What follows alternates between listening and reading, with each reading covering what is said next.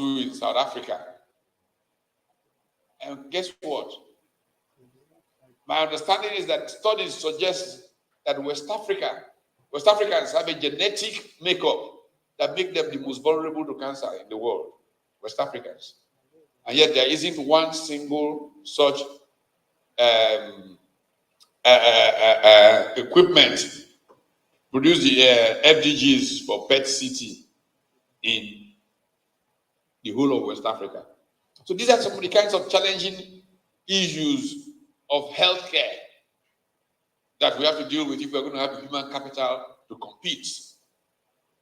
And it is investments from people like you and the networks that you have that will help make that possible, to build the appropriate environment for competition that will lead to the kind of growth that Africa requires. Fourth variable in this framework that I offered, entrepreneurship, the spirit of enterprise. How do we create it? Fifth variable, very important, very powerful, values, because values shape human progress. If you look at many, many parts of the continent, Nigeria is a classic example. And we have now reached a stage where, very sadly, nothing matters anymore. An old man of, in the past, you would consider, wisdom. He wakes up and tells complete lies. Everything he's saying has no foundation in reality. But he's saying it and getting away with it because it is politics. In Nigeria, you can say anything because it's politics. So the collapse of culture, death of values, crisis for growth and development. How are we going to be able to change those kinds of conditions? And then I think, very, very importantly, what does leadership do? Leadership is the sixth variable here. Most important thing that leaders do is set the tone of culture. That's the most important thing leaders do. If leaders cannot set an appropriate tone for culture, then we will not make the progress that we deserve to make. So if we can make impacts in affecting values, in helping build institutions, then we prepare Africa to be able to claim that place which it is destined to have in the future of the human race. Now, we've come a long ways in struggling with these reforms that need to be made. But who are those who can have the most impact in this right now with challenges in many African countries? Well, the diaspora stand out as a fundamental source of impact on changing the trajectory of the continent. Why is the diaspora so important?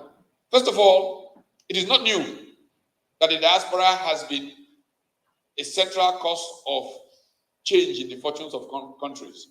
Japan in the 20th century, the ascendancy seemed extraordinary.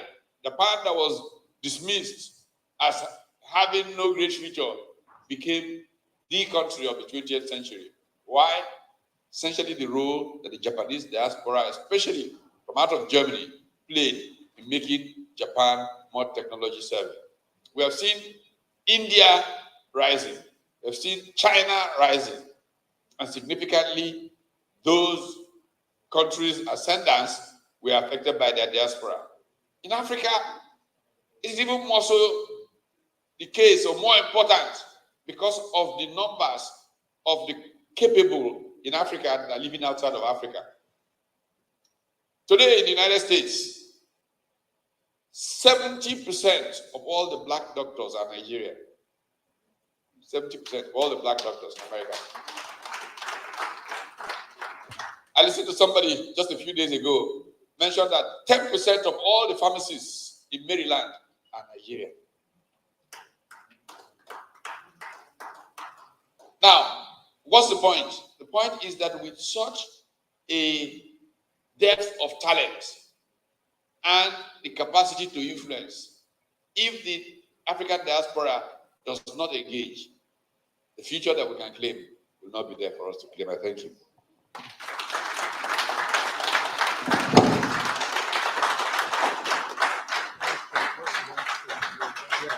Thank you so much, sir. Thank you so much. Please, a round of applause, please. Let's keep it coming.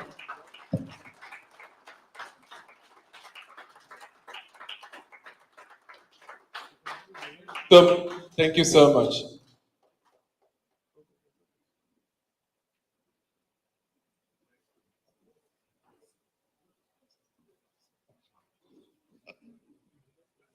DJ, can you be giving us some interludes where we prepare the podium for panel of discussion?